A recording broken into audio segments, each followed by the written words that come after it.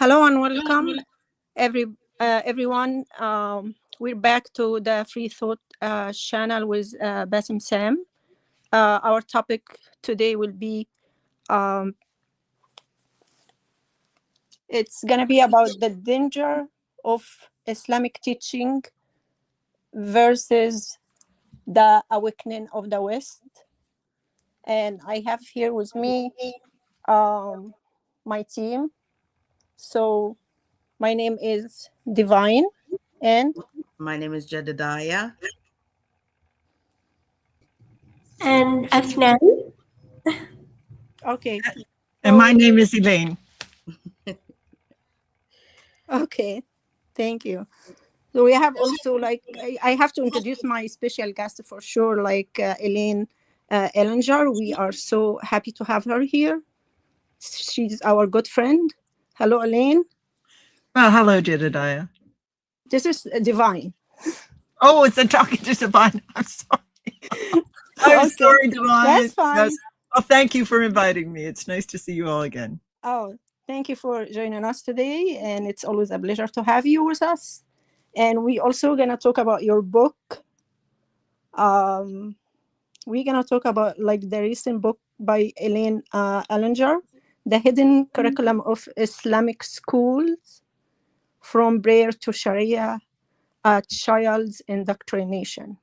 We would like to hear about this book, and I just read few pages of this book, and I know that the book is talking about how the Muslim feels superior even when they go to the West through the story that Elaine wrote in this book about Layla and Ahmad Din, her brother. Oh, they consider Layla. themselves very superior over everyone else. And the book is actually big, but I just went to the last part of it. So Yes. I would like to hear from Elaine about the book from the beginning, as she likes, and then we're gonna comment on at the end about what's going on in Muslim community and school. Go ahead, Elaine. Well, I'm And interested. Thank you. I'm interested. You to can hear talk from to people about the book. Yeah. Oh, I will. I'm interested to hear from Afnan as well. About her education, because I'm addressing specifically how Muslim children are being educated in English-speaking countries. So the series that I investigated is this one. This was published in 2010, 2011. And it says that there was a dire need for this because the teaching was very scattered. There was no grade series. This is grades 1 to 12. And it's consistent. It follows a specific pattern. Now, prior to that, there was an odd collection of different, teaching tools. And one of them was this. Now, this is by a man named Emmerich, and he's a very prolific writer. He's been around for about 3 decades. And so I cover what's in this book as well, but especially the series. Now, the series is grades 1 to 12. And I followed the whole thing through from beginning to end so that I would have the experience in the way that the children had it. And altogether, it was almost 5,000 pages of reading because I included not only the 12 grades, but also what might be in the library. So now you just mentioned the Dean family. Now, I think your listeners will realize that Islam is not a religion, it is a deen. It is much more than just a religion. It covers all aspects of life, and that's what a deen does. So this is the Dean family series. There are 4 books in this series, and it's just children and like a fiction. But as Divine was saying, very, very superior. Another was Isabella of Muslim Spain, where the relationship between the Muslims and the Christians during the almost 8 centuries that Islam was dominant is completely reversed, as if the Muslims were suffering and the Christians were cruel. It's completely reversed. And they call it the Golden Age. They call the Islamic rule of Spain as if it's the Golden Age of Spain. Yeah, and this one here is Dawa. And I included it because it could very easily be in the school library. And it's very strategic. It tells you how to approach a Black person, how to approach a Caucasian person, how to persuade a Native Indian person, say, or an Aborigine, or a Christian or a Jew. Different tactics for each group. Now, frankly, why are there different tactics for different groups? And it says at the end of the book, I immediately went to the end of this one because when I looked at the table of contents, I saw the end, what the very last couple of pages said, that there is no terrorism, no violence in Islam, if you can believe this. And I had to read that section first. Also, I read a Holy Quran for Children. Now, that was written by that same author, Emmerich. And in that, as in the graded series, the children are taught that Islam has the best human rights in the world, that it has the oldest constitutions, the Charter of Medina, the last sermon of Muhammad are wonderful examples. Now, how it came about that I decided to do this was that, young Muslims are very passionate about how wonderful Islam is in English-speaking countries. They are absolutely convinced of this. And I hear the same stories from many of them, how wonderful the human rights are. There's no difference between Black and white, rich and poor, debts forgiven. And it's almost like a script. And I know it's incorrect. And so when I hear all of these different people in different areas saying the same thing, like Aisha was 16 when she was married, which is in that book there, that, she was probably 16 when she was married, or actually maybe it's in that one. But anyhow, so I hear all of these falsehoods, but they're all saying the same thing. Now, what had happened was in England, and I wrote about that in my last book, there was a young Muslim woman who was working as a police officer, and she was caught making posts on X. And she had been doing this for some time. And the one that everyone noticed, she was using the handle Ruby B, was she said, "Ugh, those kaffir lips have been all over my mug, and I will never use that thing again," which is taught in this. Okay. And that is Islamic jurisprudence, that you mustn't use the utensils of the kaffir, okay, because they're impure and we are impure. And so I saw this, and the woman, and I have sympathy for her because this is what she's taught. And the politicians make a great to-do about Islamic expansion for Islamic centers, giving them grants, opening schools, ribbon cutting, looking for votes, polishing their halos. And all the time, this is the sort of thing that's being taught. And when a young woman is caught saying this, she is condemned all over the newspaper, loses her job.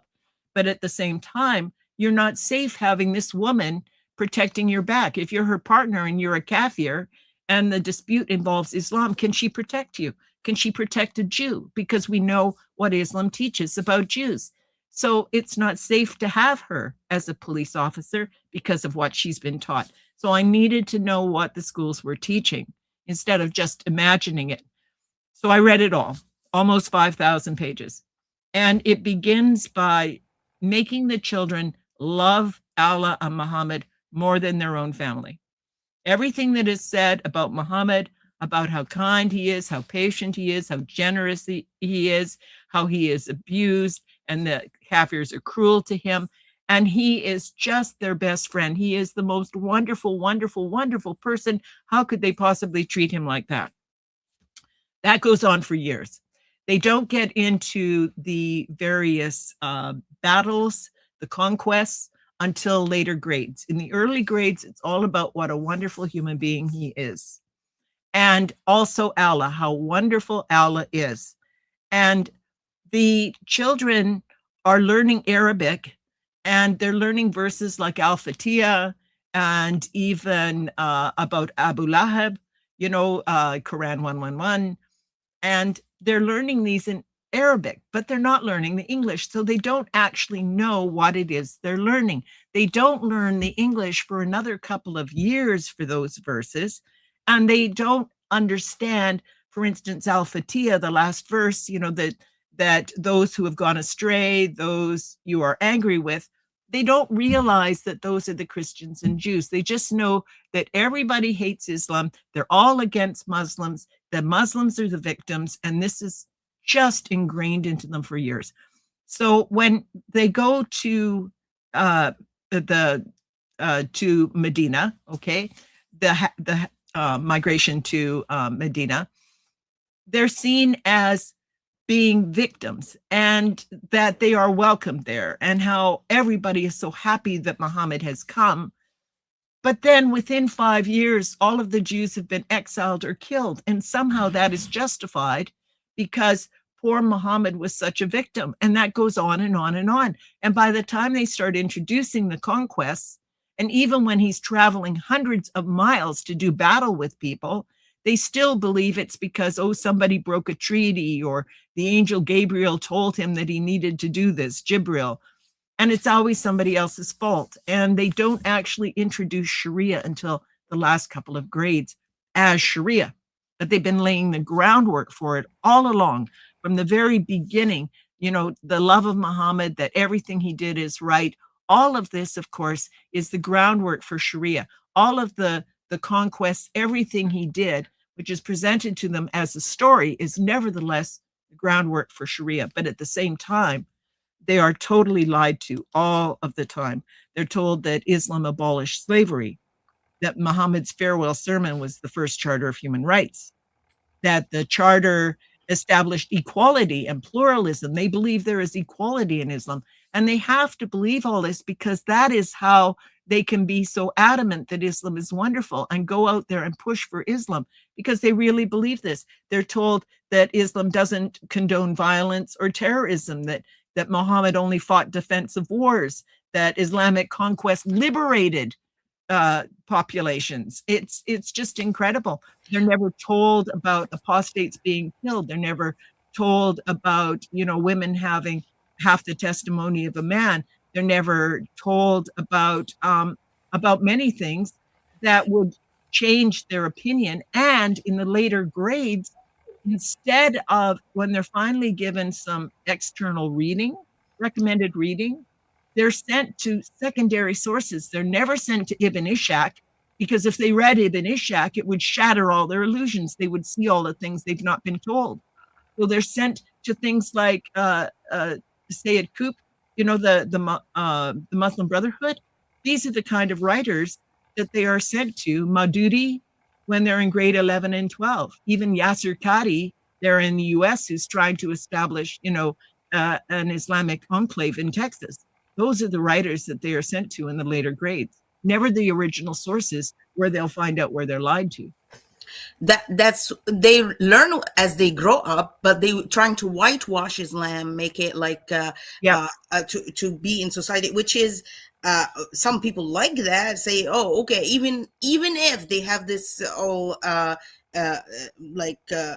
believes, if they hide it, that would be great. But no, it doesn't, because it appeared later. As you grow up and deep dive into your religion, you will realize the facts. Then you will start to be a terrorist, because that's what your religion say, to throw terror in the kafir's heart, or the disbeliever's heart. So that's, don't ever think like teaching whitewash Islam would help by any means. It would never help, because they will grow up anyway and learn their books, read the Al-Bara'a, Surah Al-Bara'a, or the Tawbah, Surah 9, which teach them you don't have to make a mistake, or it's always the kafir mistake, as you said. No, just for being a kafir, just for being a disbeliever, you deserve to die, and I have to analyze, I have to kill you. It's as simple as that. There's no, and that's what history, even the American history, learned. Like our first war with President Thomas Jefferson and the ambassador of Tripoli, with the first encounter with that. It's so clear. The guy was so clear with them, telling them, uh, this is our religion. We just although like they say, let me read the thing for you. Uh, they say, okay, for take example, non-exchange of president where the ambassador openly explained the religion justification that was being used for attacks against non-Muslim nations rather than honestly confronting such historical evidence. They prefer to write, yeah, that's the thing. But the letter is, it says like this, a report from Thomas Jefferson and John Adams, after meeting the ambassador of Tripoli, Sidi Haji Abdurrahman, in London in 1786, they said, we took the opportunity. I actually modernized the letter to make it simple English because, you know, it's old English and it's hard for our audience. So they said, we took the opportunity to ask about the reason for the claim that they could make war against nations that had done them no harm. We explained that we considered all people to be our friends as long as they had not wronged us or given us any reason to conflict. That's what we believe as a Western civilization. So the ambassador replied that this was based on the laws of their prophet, and that is was written in their Quran, that all nations which had not acknowledged their authority were sinners. Yes. He said it was their right to, and duty to Yes. make war against nations Yes. wherever they could be found, to enslave any prisoners they Yes. captured, and that every Muslim who was killed in battle was certain to go to paradise. So that's what the ambassador replied to them, as simple as that. So we had no choice but to go to war, went through Egypt, went through the border to Libya and attacked them there. And was it. Because that's what the Quran teaching. Don't start with peace while you have the upper hand. So in Surah Muhammad 35, that's what it said. Don't start with peace when you have. So the only way to have peace with Muslims is to show force. This is the only way. That's what Quran teaches. Show force, and then you will seek peace. Well, what the students are taught over and over, I try not to use the word religion anymore because that is a misconception.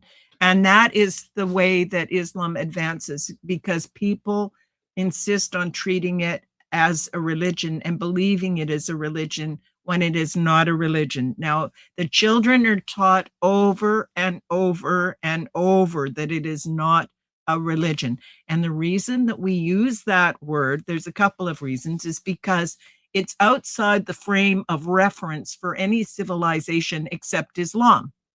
It's like you don't have a word for things that, so far as you're concerned, don't exist. It does exist for Islam, and that is the word deen. Deen is all encompassing. It is more than simply a civilization, because one of the things that was consistent throughout the 12 grades is the ritualistic behavior, memorization, rote memorization and behavior that literally goes on all day long. You could call it obsessive compulsive, because it's not just the washing of the hands. It's when you go in the bathroom, you step with the left foot. You don't face the Qibla. You don't say the word Muhammad or Allah. If you have anything on you to do with Allah or Muhammad, you remove it before you go in the bathroom. You ask for protection from the female and the male devils when you go in there. And when you come out, you have another supplication because you're now leaving. They're told how to sleep. Now, no civilization is going to tell you that you need to sleep on your right side with your hand under your head, because that's how Muhammad did it. And Muhammad said you should not sleep on your stomach. So if that is actually, he has said, do not do that. So that is forbidden. So if you're a Muslim and you're sleeping on your stomach, somebody could come along and kick you in the stomach and say, no, get off of your stomach, and would be perfectly justified in doing that, because we are all familiar with the 5 pillars of Islam, but a lot of people do not realize that the 5 pillars we are told about and never told that one of them, zakat, includes jihad, financing jihad. We're never told that. But we're never told about the communal duties. And there are 3 duties that they are supposed to do as a communal obligation, not an individual obligation. And those 3 duties are dawah, to spread Islam, jihad, to spread Islam, but also to enforce the right and forbid the wrong.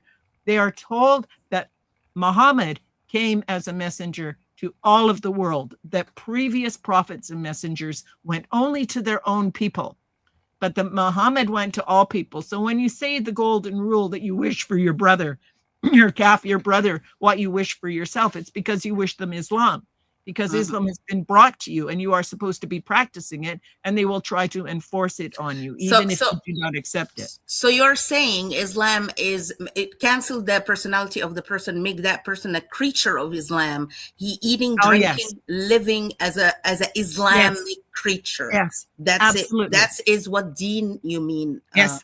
Exactly. 100%. Those children, like, I have a background in psychology, and I recognize conditioning and learning very well. When I see it, I realize, the patterns and the particular methods, and they are all employed in these children.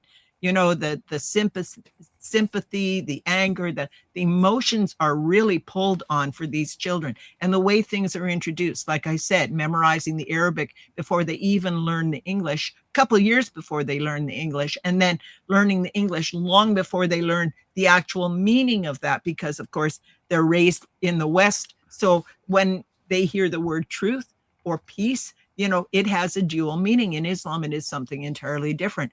And especially the word deen, like, really, I really try hard. I recommend this to people, to stop calling Islam a religion, because it is a classification error. It is being treated and giving the privileges of a religion when it is not a religion. The children are told it is not a religion. That is one small aspect of it, because it encompasses everything. And they do have a word for religion, well, for creed, things like that. They have more than one. And that, for example, millah, that is a creed, a religion, all right? But deen is the one that is used whenever it comes to something like governance. For instance, 5:3, your deen has now been perfected for you. Or Quran 9:33, that, Allah has sent Muhammad so that the civilization of truth will manifest over all other deen civilizations. It is so much more than simply religion. We have to stop using that word. It calls itself a deen. That's what we should call it. We don't have a classification. Like they call God Allah in English translation. So we should do that for the English. But in Arabic, they say also deen on Christianity and Judea, yes, that's how they treat them, but we are not, and they know. Because they know if we are not. Look at it, like the definition is different. Even if we talk about it in Arabic, the definition between deen in Christianity and deen in Islam is really different, because our we have a separation of government and state and religion. But I want to see what they actually everything, like trade, education, everything. They have to interfere, and they have to control everything in their country. That's what's happening. Divine, we cannot hear you good. We cannot hear you good, Divine. Can you hear me now? It's hello. Yeah, okay. That's better. Try it, Divine. Okay, do you hear me now? Yeah. You hear? Hello. Hello. Yeah, go ahead and talk.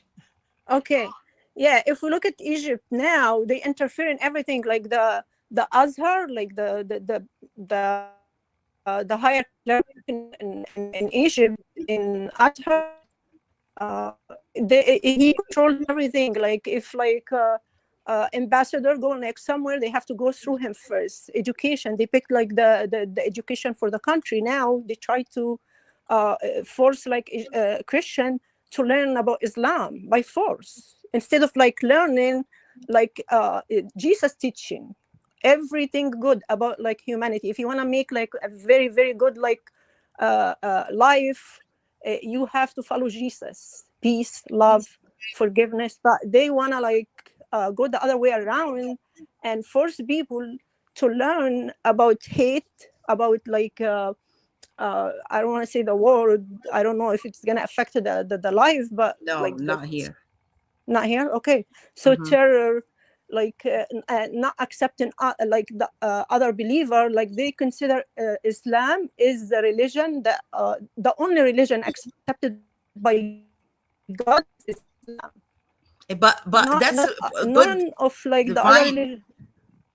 This is very important because Mhm. Elaine doesn't understand that children in the East, in the Middle East, is completely raised differently. We, as Christian in the Middle East, when we were young, our friends, the Muslim friends in schools, will treat us as an infidels. So they are Of not course. whitewashed in the No, Middle East. They no. are Oh, They not, I call us understand names. that. They run after us in the and street when I that's. was like young, like Mhm. kids, very young kids. I was like coming out like of work, and I see kids running around us and call us names for Oh, being yeah. Yeah, just No, Christian I and not Muslim. understand. Yeah, I understand that. That's happening all over Europe now as well because of the numbers, and they're not soft pedaling it so much there as what they are doing here. But the children are definitely told that Islam is not a religion. So we really need to yeah, stop calling it a religion, because when we Yeah, do, we reinforce the mistake that our governments are making, treating I it that way. yeah, I we And should just start doing that now. yeah, yeah, I just call it want a to dean. I just want to show how Afnan actually raised. So I would like Afnan to tell us how she was, how did she was like indoctrinated, how she treat the Yes. others when she was young. Afnan, are you there? Because she's coming from Islam. Go Mhm. ahead. Yes, yes. Go ahead, tell Actually, us. they used always to teach us that the non-Muslims always are less than Muslims, and even like there were some horrible teachings that even it says like in Hadith, it says a Muslim is not be held accountable for no Muslim. Like if you killed no Muslim or something like that, Yes. in that Hadith say like you shouldn't like be punished or something. So everything we were teaching, the no Muslims are always lower rank and they must be humiliated and stuff like that. But why that's because they was always teaching us those people they hate us, those people they will never love us. And we they were also, there are common Islamic prayers that are circulated among sheikhs in Islamic prayers books, and even in hadith literature we have been used to hearing them from Islamic imams since like we were children. They gave us like the impression that the Jews and Christians were our worst enemies and who do not love us, even if they appear friendly, and that they are only practicing the deception, like something like taqiyya in Islam. So they were trying to teach us like they also has their own taqiyya, like they show you they loves you but they will never love you. And also among those common prayers, like it's like during, for example, there's a day every week which is a Friday. Usually all the Muslims gather and pray. There were some common prayers sometimes you can hear, and I was always wondering, like there were, when you hear the imam saying those like prayers, you feel like, oh my god, like I used to feel like that's so tough. For example, among of them, for that one which says, "O Allah, pour upon them the web of your punishments, and arise their wealth, harden their hearts, weaken their hands, blind their eyes, and return their plots against them, make their planning their distraction." And many horrible, like, and even say like some of them say like, and make the circle of evil fall upon them. And those are often like, usually you can find them in hadith, even like for example Sahih Bukhari, in book of jihad and expedition, Sahih Muslim book and jihad and expedition, like all those, like you will find similar prayers in those books, like Islamic books. It's not just coming from like nowhere. And Muslims, it's true that some of them they will say those are related to war or being in a war with non-Muslims and stuffs like that. But Muslims still using them in their prayers because they believe they're in this list like war against non-Muslims, and no matter what, even if there is no war now, they consider they still like going through a war against Jewish and Christians and no believers. And we see also there is verses that we often used to hear, like which made us believe that Jewish and Christians are um, enemies to us and that we should not trust them. Such there's a verse in the Baqarah. It says, "And never will the Jews and Christians be blessed with you until you follow their religion." So they used to teach us that even if they're nice to you in their hearts, they don't love you. Those people are bad. Those people are not clean and stuff like that. And even like there's another verse in Ma'idah say, "O you believer, O you who believe, do not take the Jewish and Christians as allies. They are allies of one Each other. another, and whoever among That's you." Surah 5. Al-Ma'idah is Surah 5. Yeah. But Yeah. مائدة 51. No, يا الذين Surah آمنوا 5. لا تتخذوا 51. اليهود والنصارى أولياء ومن يتولهم 551. Both of you منكم are فإنه right. منهم. Yeah, but I want to say something that a lot of people don't understand, that a Muslim child is fed with fear and anger. Yeah. They start to beat them in very young age Yes. Yes. and for religion, and then direct that fear and anger toward their enemies, not toward the Allah, not toward Muhammad, who actually beating them in order for them to get beaten and be scared all the time and stuff like that. But they like like the devil, like you guys, like that's the pure devil in it. Satan, it's Satan. He direct that fear and anger. You know, By Christians. the way, they're taught that without the fear that they would not follow Islam. That, Exactly. like I can't remember the exact words, but that's it, that they have to have the fear. So, and I actually write about that in my book, that they have to have the fear because the fear that in their makes them heart. believe. And it says at the same time that the fear is in the teaching. You know, it's in the Quran. And so if that is the source, why not just get rid of the source and stop the fear altogether? Exactly. Yes. Which that's the most wicked thing I ever meet I in want my to life. go back to your book, Elaine. Yeah, Well, when I read like these two kids, like they felt superior over others in their community. Yeah, if you go to like Surah Muhammad 35, you're gonna know and see the reason why they feel like that.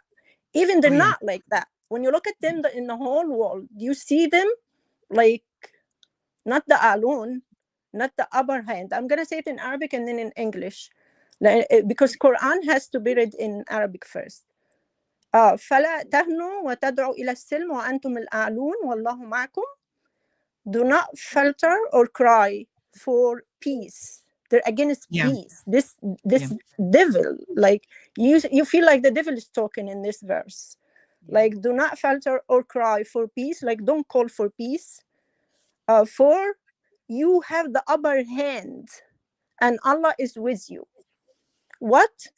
Like before, like this, like this verses like were written before even Muslim people came to the world, and he's telling them to be arrogant or to feel superior over others. So they feel superior anyway, even if they cannot even make their own food or their own clothes, but they feel superior over you.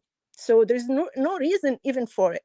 And I see like some good Muslim, or I call them like they're out of Islam now.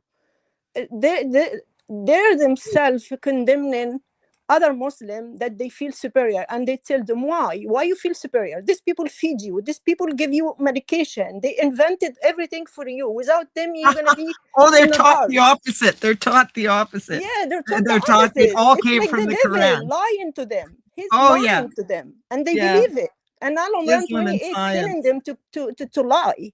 Taqiyya. Taqiyya is one of the principles of the war. Like when they enter into war, they have to lie.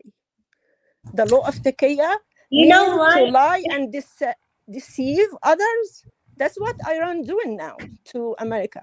That's what Hamas did a lot of times to Israel and Hezbollah. They always say, "Oh, we're gonna cease fire," and then they start attacking because Muhammad did it long time ago, and he is Well, the best example for them with Hudaybiyah treaty.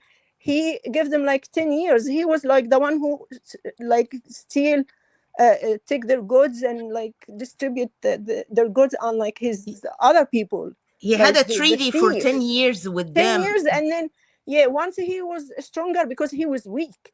Once he Uh-huh. is stronger, he didn't even wait for the 10 years. In 2 years, he broke it and he attacked them. And he was able to win. Why? Because they were not ready. This is the deception. When you're not ready and then they attack you. That's what they did to Israel yeah. too. When they are like celebrating like one of like their Yom Kippur. celebration and then they Yeah. attack them. Same way that Muhammad did long time ago. Yeah. Deception isn't introduced until about grade 7. And all the time until then, they talk about how important the truth is. And as you know, the truth comes from Allah and Muhammad. So they're told over and over how important the truth is. But when they get to talking about the different conquests, and Muhammad encourages someone to betray people, they don't know that he's converted to Islam yet. So he asks them to go in and sow deception here and there so that they will fight with each other.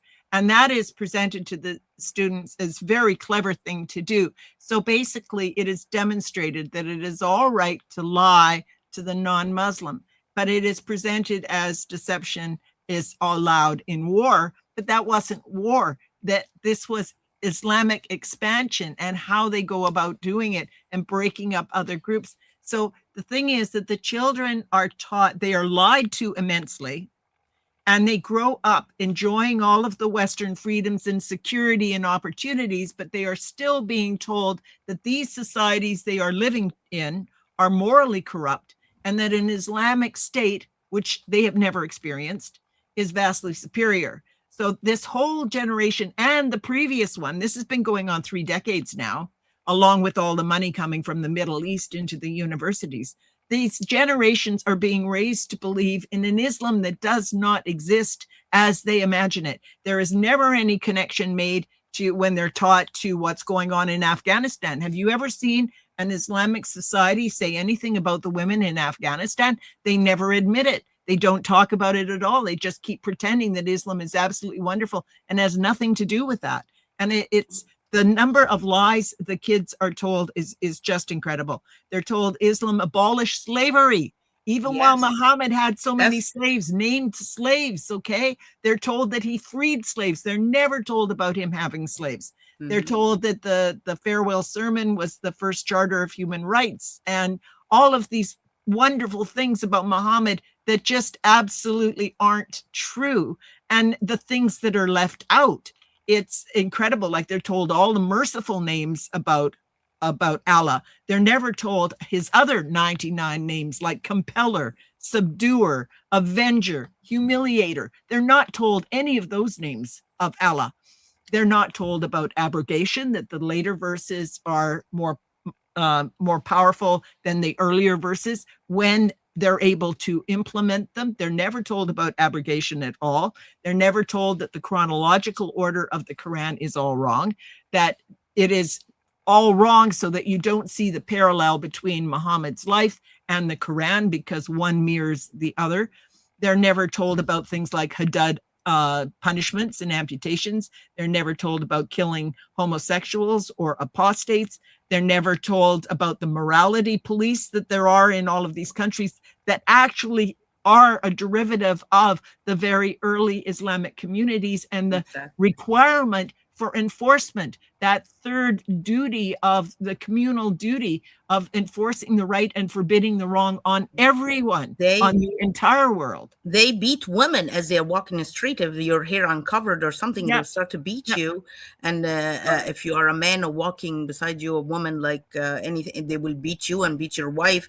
There's no stopping to this. But there is a point I want to bring up, that they're teaching to our Western children, not just to the Middle East, the brainwash that happened in schools. Like they're teaching, you brought up slavery, so I want to talk about that.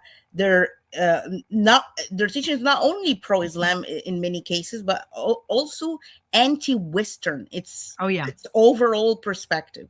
For example, many American students leave school with the impression that slavery began and ended with the history of Americans, like South America, like South Carolina and Georgia, in 1859. That's what they think. Oh, that's where slavery invented here in America, and that's what the white Christian Western people did that, and they completely ignored the fact that the Middle East, Africa, Asia, Europe, everywhere in the world, there was slavery everywhere in the world, not just in America. They completely ignored that fact and ignored the biggest fact that actually white Christian people stopped it for the first time in history.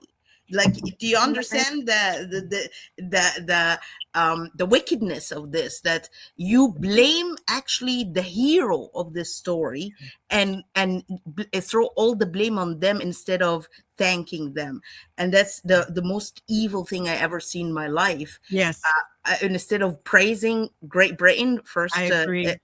Abolished slavery, and then America next. So how dare you do such a thing? And they fought a whole civil war over this. People died, to stop slavery, and now all anybody talks about. I have an old Canadian school book upstairs. It's an atlas. It's 25 years old, and in it they show the transatlantic slave trade. They never talk about the millions of Europeans who were enslaved in the Cairo slave markets in Algiers, or the slaves that are marketed now in Libya, or the descendant slaves in Mauritania. They don't talk about the Ottoman Empire and all of the slaves across the trans-Saharan slave trade. They don't talk about any of that. That's all left out. It's insane. And it's still going on. Just yesterday, I made a post. Okay. I found it on X.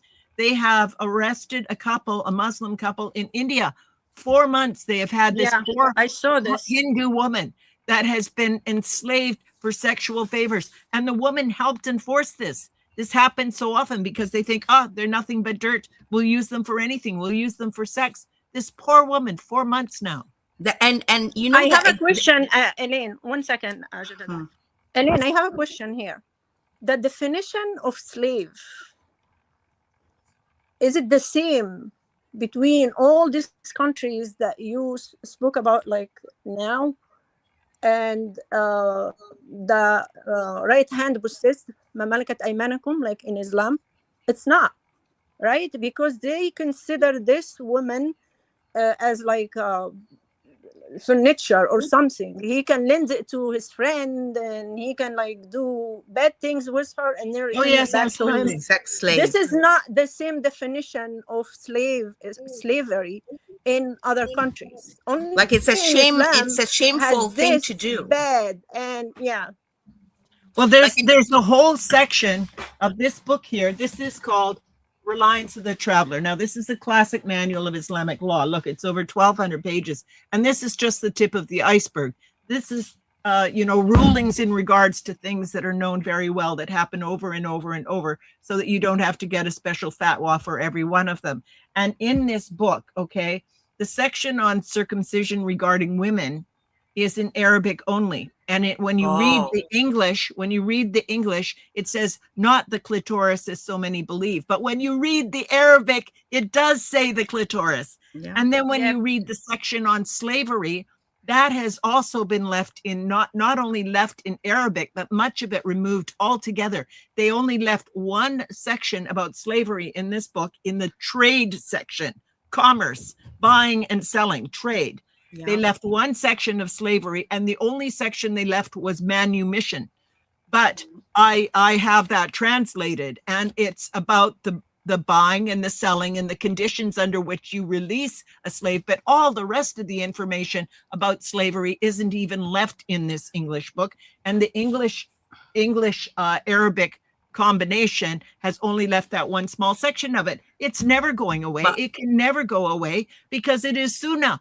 And when Muhammad God had was- slaves. That's it. It's forever. Elaine, do you know that the ones who are doing actually the dirty work are the Arab and the Africans? The Africans who will go and raid the villages and take them, capture them, Yes. and enslave them. Yes. And the Arabs who actually, and the biggest Yes. trade, actually the most expensive thing, like to buy was the white people from like North Europe and stuff, like with Yes, they were. Viking, Yeah. the pagan Baltic pagans, and the Arab would pay a lot for a white I didn't hear Christian woman. Like, see, Turkey, when they did the DNA of Turkey, they found 95% either Greek, Yes. or southern Russia. Like, can you believe it? And you know what makes me really angry is that they go to minority groups and they ally with them and sympathize with them, and they are only using them. And they're doing that with Blacks, Aborigines, Native Indians. They go to them, they say, you are hard done by. They make, sympathy with them. We need to work together. But like Iran, they will all be thrown off tall buildings. They're eliminated when they're not useful anymore. But when they do this with Black people in the United States, it is so ingenuous because nobody was crueler. I mean, they performed, what is it when they they turned them into eunuchs? The things they did, the Americans never did to slaves. Not that any kind of slavery is good. It is not. I am absolutely 100% against any kind of slavery. But the things that they did to them, and now they go to them and they go, oh, well, you're Black, like Muhammad Ali. And he changed his name from Cassius Clay, which was a freedom fighter and abolitionist. They changed it to Muhammad Ali because he thought, because I'm Black, then because they're darker. That has absolutely nothing to do with it. They lie. They even made like different Islamic sects way different than what is in the Hadith or Quran itself, which is called the Ummah of the Nation of Islam. It's also another section they believe like in Black Prophet and stuff like that. And usually they targeted people in jail and stuff here in the US. Yeah, to convert them to Islam. Yes, of course. Elaine, there was And like in a schools. post that you have. Yeah, there is a post. I need to focus on like all the points that you spoke about now. There is a post on your page that I found before, but I went back and tried to find it. I don't know where it went, but it was about a girl that was praising Muhammad.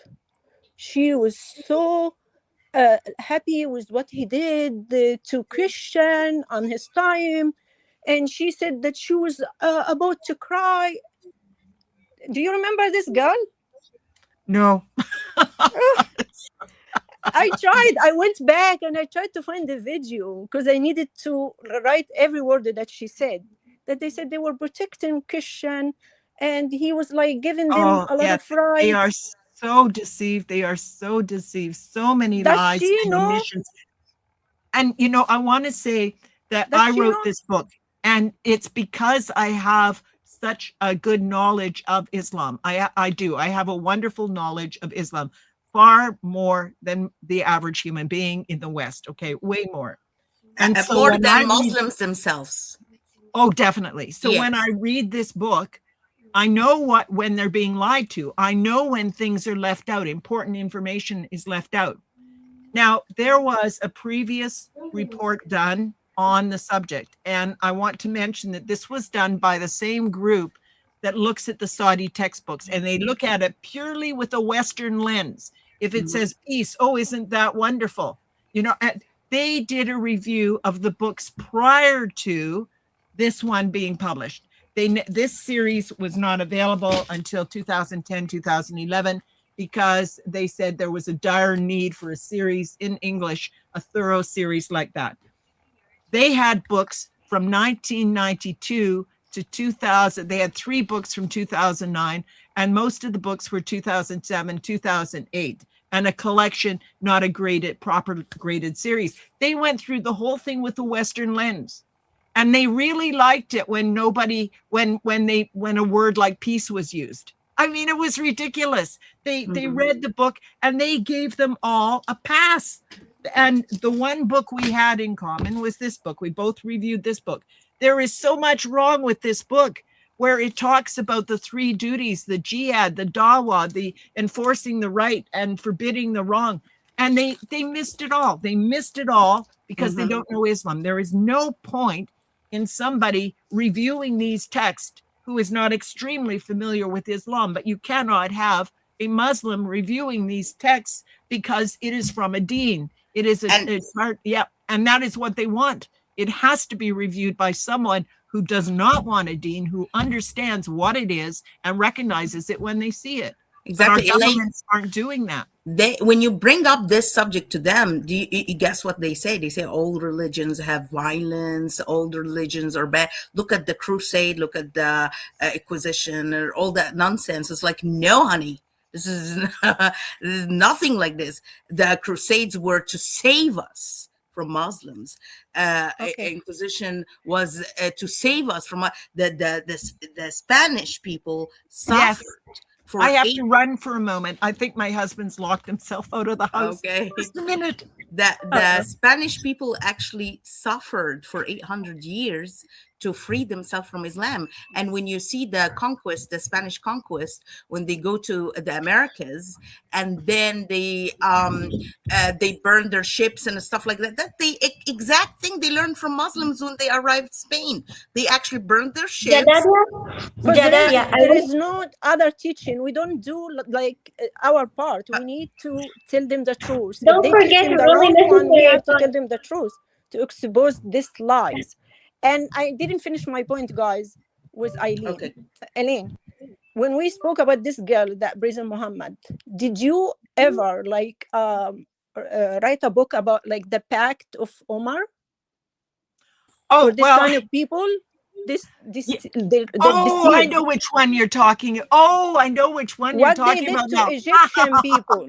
I wrote quite a lengthy comment under that. It was a girl who had been, I think it was to Turkey, and she had been to a museum there, and the museum had a document. They said, like they do with the Quran, it's original, it's never been altered, every word is exactly the same, and it's a letter from Muhammad to the Christians saying, we're going to give you your churches, we're going to give you everything you could possibly want in the whole world. And she says, isn't that wonderful? Yes. It is definitely not the Pact of Umar. All right. It is not saying you are going to wear different clothes. You will have, you will move to the side of the street. You will give a Muslim 3 days board if he comes. Yes. You know, it's all of that is I can read it if we have time. No, divine. Just عشان الوقت بيخلص. Actually, Omar. Hold on. I need to mention that they still do this to Christian in Egypt now. Oh, the tourists, it's like a sneaky way stupid. that they apply it to Christian now. If you want to change, because it's one of this condition. If you want to change from Muslim to Christian, they jail you, they torture you. We have like some people still like in jail for just trying to change their religion. We have Sayyid Abu Mustafa. We have we have other people. We have also like atheists that are jailed just for expressing their opinion. And well, apparently, if this is any kind of a genuine letter, there were times when like Christians were being treated so badly that somebody would try to write a letter and say, well, this is Muhammad, this is what you're supposed to be doing. So it might be something like that, but it is certainly a fabrication, because there is nothing in, if that letter was valid, it would be quoted in the original sources. It would be in Ibn Ishaq. It would be in jurisprudence. It is not. Therefore, you know that it is a fabrication. That's all there is to it. And just for you to know that even historical Muslim books say praising Omar for burning and destroying 4,000 churches. So the idea that they say that nonsense doesn't make any sense. But I want to go back to our subject about our textbook in schools and stuff like that. So they, when they brainwash our children, they like teaching them.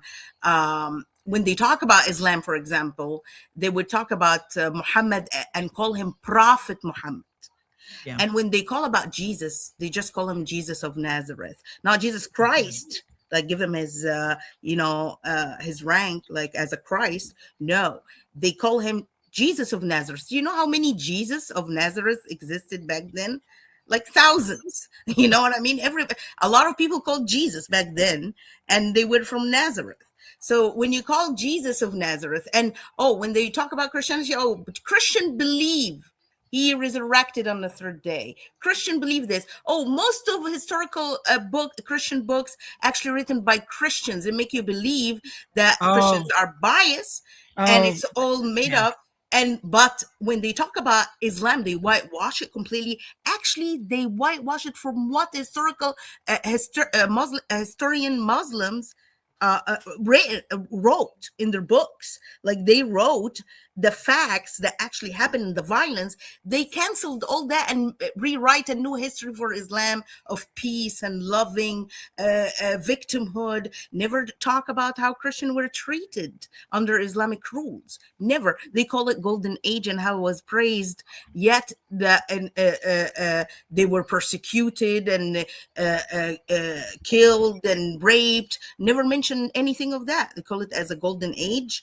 How great the Arab scientists, when actually all those Arab scientists, Khwarizmi, Ibn Sina, all these people actually were against Islam, and they were called infidels, and they were persecuted because they were not Muslims, they were not Arab, but they named it that way because they were under oppression. They under go ahead.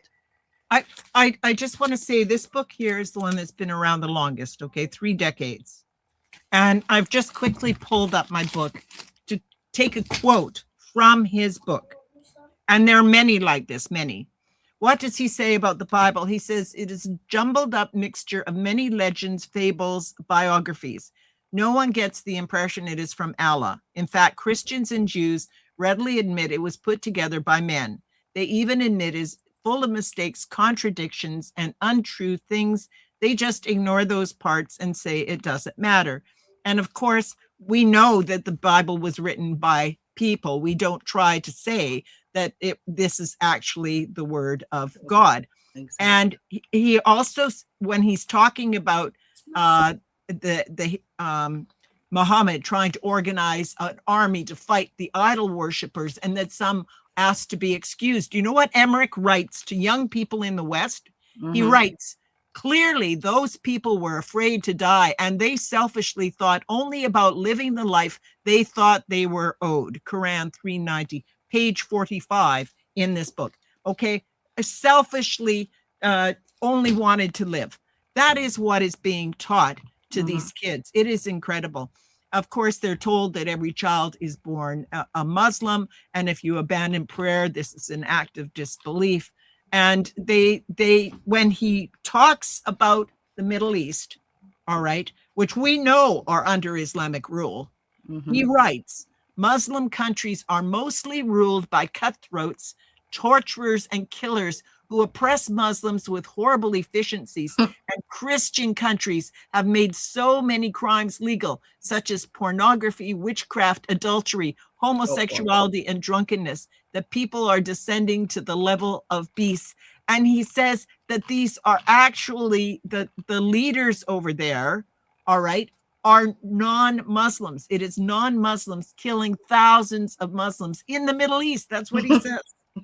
But yeah, they twisted all the truth. Like the left actually are the root of that evil, and how they teach the white people, starting from the Roman, like teaching textbook in history, world history textbook. They teaching, oh, the Roman were the villains and the Carthage were the good people. Yet the Carthage are the who did the child sacrifice, like the Aztecs in America.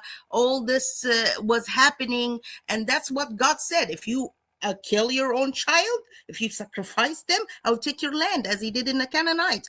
They completely ignore what the Aztecs did. Well, Hundreds of thousands yeah. every year, they were being thrown off that small pyramids for sacrifice in America. Well, the other thing is that when you look at Christian history, like Christ and the crucifixion and all of that, there are outside witnesses of this. For example, Josephus, a Roman, he writes about it. Mhm. All right, and Islam does not have that. The doctrine wasn't, put together for years. Much of it, the Hadith and such, and they know themselves that so many thousands and thousands of the Hadith were false.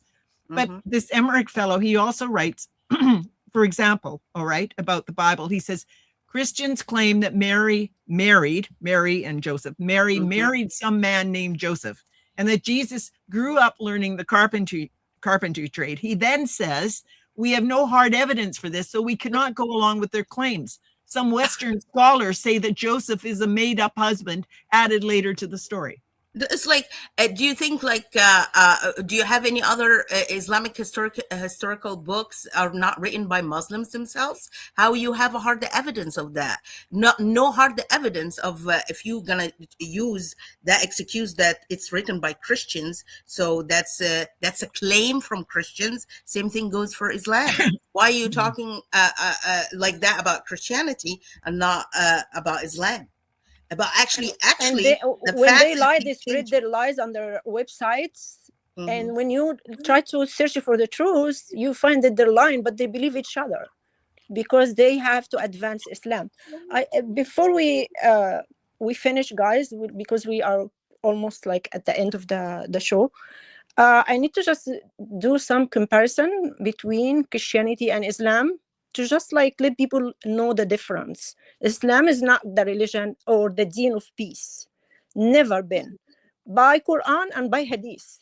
We said Surah Muhammad, لا تهنوا ولا تدعوا وتدعوا إلى السلم وأنتم الأعلون, like do not falter or cry for peace, for you have the upper hand and Allah is with you. And also there is another hadith that support that. And it says لا تبدأوا اليهود والنصارى بالسلام وإذا لقيتم أحدهم بالطريق فاضطروه إلى أضيقه. Narrated Abu Huraira. The messenger of Allah said, do not precede the Jews and the Christian with the salam. He's against salam. So why can you say that this is the religion of peace or it has anything to do with peace? Peace means salam in Arabic. So Peace if he's only if telling you them are to be weak. against salam or against peace, how come you call it a religion of peace? Divine peace only if you are weak. Yeah. Well, that's salam. Yeah, Okay, so that's Tuqiyya. the Like root. Al Imran 28, just to talk to them when you just show them and on your face that you smile at them, just like in your face, but inside you, in your heart, you have to hate them. Yeah. You have to curse them. This is a deception. This is the God of the dark. Deception, lies. Smile in their face against while you curse the them in peace. your heart. Yeah. But in Jesus, in the Bible, Jesus said in Matthew 11:29, and learn from me. He's like the Islam is teaching them to be arrogant, to be like to feel superior over other people without any reason, to not to have peace with anyone. But Jesus said that he is like to be like peaceful as your father. And he said also in Matthew 11:29, and learn from me, for I am gentle and humble in heart, not arrogant. He doesn't like teach you how to be arrogant or superior, but he said, learn from me, for I am gentle and humble in heart, and you will find rest for your soul. This is the teaching of the real God, of the love, the peace, the forgiveness, the tolerance, not to kill people just for like disobeying you. And Muhammad recognized very early on that appealing to anything to do with the Christian or Jewish scriptures worked very well for him, okay? Because they would assume a kinship that wasn't there, and then he would get what he wanted. And this is also identified in my book, how that was recognized and utilized and is still utilized today. But I'd like to read before we close the definition of deen from the school book, so you understand how they are taught. They know full well it is not a religion. They are taught it is not a religion. So we have to stop calling it that because we're misclassifying it. It's in the wrong category. It is a civilization more than that that is trying to take over all others. They are told, and this is a quote, deen, in fact, denotes a system of beliefs, a code of life.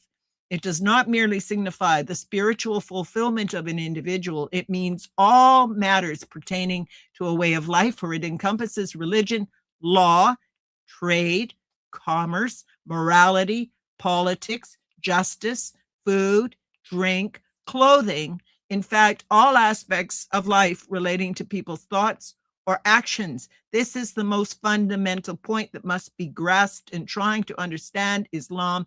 All historians declare the amazing success of Islam lay in dominating the world was because of the astounding coherence or sense of unity in the group. That's in grade 12. And in grade 8, it defines Sharia, literally means a clear path, which we must follow, Quran 45:18, as we toil on towards the Creator, whom we will eventually meet in its fullest sense. Sharia virtually is the deen, which is often inadequately translated as religion. Deen literally means way of life, following, or the way. And of course, when we have politicians saying we'll ban Sharia, they can't do it. It's the First Amendment. There is a much better way to address this. First, reclassify it, recognize it is not a religion. And the way to do that is by establishing a simple threshold test. If it's not consistent with universal human rights and the US Constitution, which are both consistent with human rights, okay?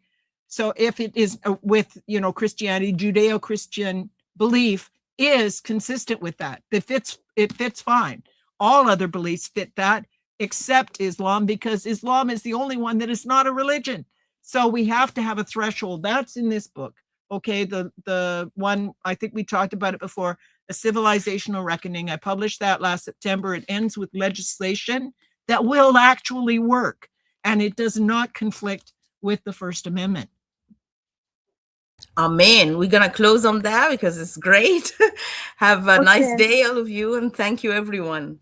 Well, thank you so much, Jedediah, Divine, and Afnan for sharing. Thank you.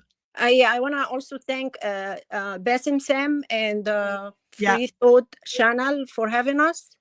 And till we meet you again, everybody, thank you for watching, and see you the next time. Thank you, everyone. Thank